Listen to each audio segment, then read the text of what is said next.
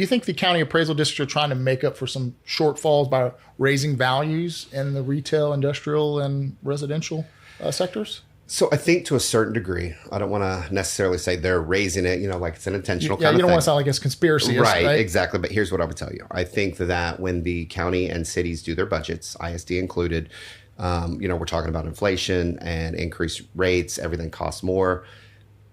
That goes both ways, right? So the appraisal district costs more. Their costs are increased. Teachers' pension funds need to be funded.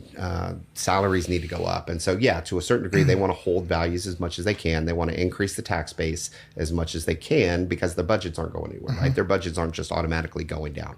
Even though Texas has a surplus, we're now seeing a decline in the office market. And look at it like this. And I know you and I have had this conversation, is in any given market, any major market in Texas, I would say 55% of the tax base is made up of commercial properties. 55%. Yeah. So that's huge. Yeah. Because from my perspective, if I were just, the audience out there, I'm looking at going like, there's not nearly as many commercial properties out there as there is residential. I mean, look at all the explosion of all the new homes, especially with lower interest rate. But you're saying that property tax makes up 55% of the revenue over residential. Right. So residential is only 45%. So when you have a major class like office take what we're anticipating to be a 30% decline year over year in tax values, and keep in mind that there was new legislation that was just recently passed to lower the tax rate. So that's a double hit to the revenue they're going to generate this year. So that's going to be a shortfall. That is going to create a budget shortfall, and the appraisal district will want to make that up where they can. So while I don't think... so they're going to get aggressive is what you're saying? Yes, they're getting aggressive. They're not going to be malicious, but they will go out and they are going to push the envelope on values. And that's going to be affected in retail, which has been largely ignored. I don't know if you know this number, Derrick. I don't mean to interrupt you here. No, but and if you don't know it, that's fine.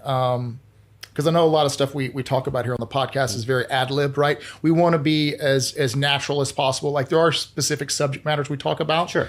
But we don't want to sound scripted because we're certainly not scripted. We want to be as authentic as possible. So my question to you is, do you think that the various counties, when they send out these appraised values, whether it be for commercial, residential, whatever it is, do you think that, what would you think percentage-wise that people never even contest, never file an appeal? We just actually pay their taxes. Ran some numbers on this, and it's as much as 25% of people don't even look at their tax bill. Don't they just pay it. Yeah, just pay it. Keep in mind that there's now is that more so on residential than commercial, or? I'd say it's a fair mix of both. Okay. Because keep in mind, like, you have a lot of, not to get in the weeds, but I want to make 2 or 3 points here. So on residential, a lot of people don't know that you have the ability to fight it. They also don't know that if you fight it, there's no recourse to that. It's well within your rights to do it, and it's a common place to do it. It's not an outlier. It's the norm. And not to mention like personal property.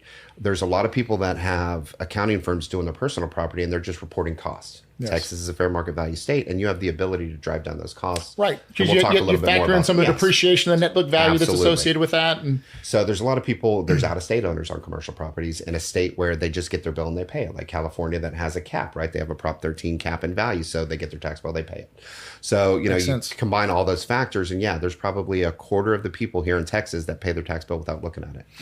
And I would even say, like, on the residential side, I mean, look, guys, we all get bombarded, right, with all those flyers that come in the mail, and it could get overwhelming, right? And you don't know who to trust.